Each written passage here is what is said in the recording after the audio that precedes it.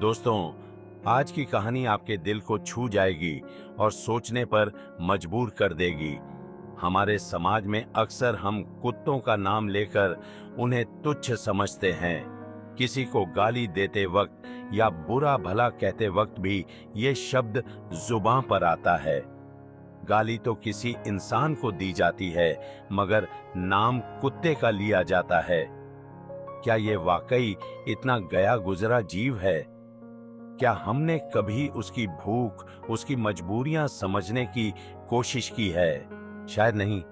कई बार ये बेजुबान जीव हमारे दरवाजे के बाहर भूखा पड़ा रहता है, लेकिन हमें उसका ख्याल तक नहीं आता। आज की कहानी सुनने के लिए आपसे सिर्फ 5 मिनट का समय चाहूंगा। शायद यह कहानी आपकी सोच में बदलाव ला सके। हमारी कहानी शुरू होती है सुरेश नाम के एक युवक से, जो हमेशा अपने जीवन की मुश्किलों से घिरा रहता था। एक दिन उसने एक साधु महात्मा के बारे में सुना, जो लोगों को उनके सवालों के जवाब देते थे।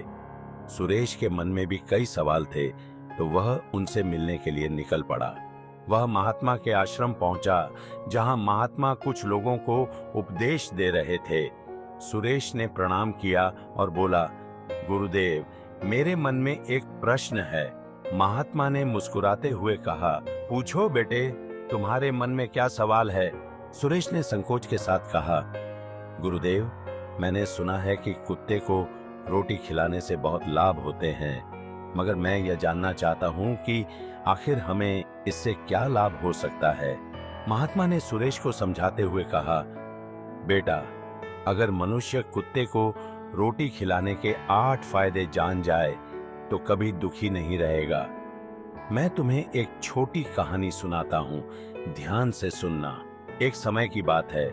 एक भूखा लाचार कुत्ता गांव के हर घर जाकर खाने के लिए रोटी का टुकड़ा मांगता, मगर कोई उसे कुछ नहीं देता। वह प्यास से बेहाल, भूखा और थका हारा गांव के बाहर एक ऋषि के आश्रम पर पहुंचा। उस कुत्ते ने ऋषि से प्रार्थना की, मुझे एक टुकड़ा रोटी का दे दीजिए। मैं कई दिनों से भूखा हूं और मुझसे अब और नहीं चला जाता। ऋषि ने कहा, हे स्वान, क्या गांव में किसी ने तुम्हें खाने को कुछ नहीं दिया? कुत्ते ने उत्तर दिया, मुनिवर, मैं आपको क्या बताऊं? गांव के लोग मुझे तुच्छ समझते हैं। मेरी भूख, मेरी लाचारी को वे समझ ही नहीं पाते। पहला फायदा। महात्मा ने कहा, जिस व्यक्ति के जीवन में हमेशा परेशानियां रहती हैं, उसे रोज एक कुत्ते को रोटी खिलानी चाहिए। इससे नकारात्मक ऊर्जा का प्रभाव कम हो जाता है और परिवार में सुख शांति आती है। दूसरा फायदा। कहा जाता है कि जिस घर में रोजाना कुत्तों को रोटी दी जाती है, वहां माता लक्ष्मी का वास होता है। एक गरीब किसान ने इसी तरह रोटी देना शुरू किया और धीरे धीरे उसकी आर्थिक स्थिति में बड़ा सुधार आया। तीसरा फायदा। जो व्यक्ति कुत्तों को भोजन देता है, उसे अच्छे स्वास्थ्य का आशीर्वाद मिलता है। जैसे एक बुजुर्ग ने अपनी बीमारी से निजात पाने के लिए कुत्तों को खिलाना शुरू किया और उनका स्वास्थ्य धीरे धीरे सुधरने लगा। चौथा फायदा। जिसके जीवन में अड़चने और बाधाएं हों, उसे कुत्तों को भोजन देना चाहिए। इससे हमारे कार्यों में सफलता प्राप्त होती है। पांचवा फायदा। अगर हम कुत्तों को रोटी देते हैं तो हमारे रिश्तों में भी मिठास आती है। छठा फायदा। कुत्तों को रोटी खिलाने से संकट कम होते हैं। सातवां फायदा।